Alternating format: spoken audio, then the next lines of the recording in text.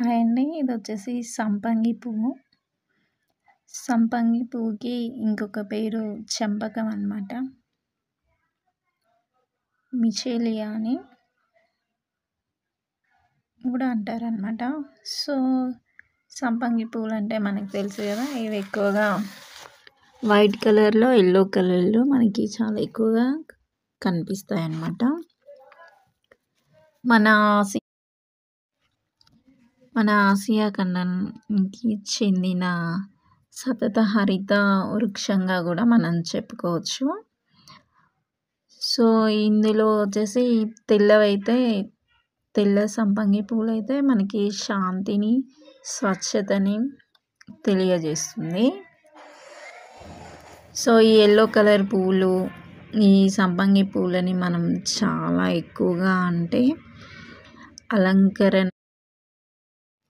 ఈ సంపంగి పూలని మనం ముఖ్యంగా అలంకరణకి, సుగంధ ద్రవ్యాలలో మరియు వాటితో పాటు ఈ సంపంగి కలప ఉంటది కదా! చెక్క, దాన్ని మనము ఇంటి ఫర్నిచర్‌కి కూడా యూజ్ చేయొచ్చనమాట.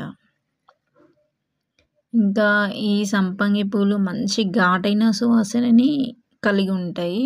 ఇదొక మంచి ఆయుర్వేదం అని కూడా చెప్పొచ్చు. ఆయుర్వేదమే కాకుండా పర్ఫ్యూమ్‌లలో కూడా ఈ ఫ్లవర్స్‌ని చాలా ఎక్కువగా వాడతారనమాట. వీటి స్మెల్ మంచి ప్రశాంతతనిచ్చి మనసు శాంతంగా ఉండి మంచి నిద్రని కూడా తెస్తుందనమాట ఈ సంపంగి పువ్వు. స్మెల్ చాలా అంటే చాలా బాగుంటుంది. సో, ఈ వీడియో చూస్తున్నారు కదా! నచ్చితే సబ్స్క్రైబ్ చేయండి, లైక్ చేయండి.